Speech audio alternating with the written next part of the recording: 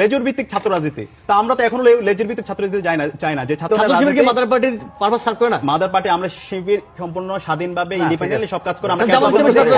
দিনের জন্য জামাত ইসলামের সাথে সম্পর্কটা কেমন সম্পর্ক অবশ্যই তাদের সাথে আমাদের আদর্শ সম্পর্ক কিন্তু আমি চ্যালেঞ্জ করছি একটা দিনের জন্য জামাতের এজেন্ডা আমরা ক্যাম্পাসে ডাকসুর ভিপি এখন আপনার কি ডাকসু ভিপি বেশি প্রিয় নাকি ঢাকা দক্ষিণ সিটি কর্পোরেশন মেয়র বেশি প্রিয়? অবশ্যই আমার কাছে আপনি ঢাকা দক্ষিণ সিটি কর্পোরেশনের মেয়রের জন্য আপনিও নানা জায়গায় মিডিয়ায় বলছেন আপনার যারা সমর্থক বসে তারা ফেসবুকে মোটামুটি আপনার ভিপি হিসেবে নমিনেট করে দিচ্ছেন আমরা শুনতেছি তাদের মাধ্যমে জামাত ইসলামী আপনাকে মনোনয়ন দিচ্ছে। দুইটা কোশ্চেন, একটা হইতেছে যে আপনি তো এখনো শিবিরের একজন সম্পাদক আন্তর্জাতিক সম্পাদক ভুল না করি জামাত আপনাকে নমিনেশন দিতে পারে কিনা এক নম্বর কথা। আপনি বলছেন আপনারা লেজু ভিত্তি করেন না জামাতের, আপনি জামাত থেকে নমিনেটেড হইতে পারেন কিনা এক নম্বর। দ্বিতীয় আলোচনা হইতেছে যে আপনার ডাকসুর এখনো 6 মাসের মতো মেয়াদ আছে, 5-6 মাস আছে এবং আমরা শুনতেছি আজকেও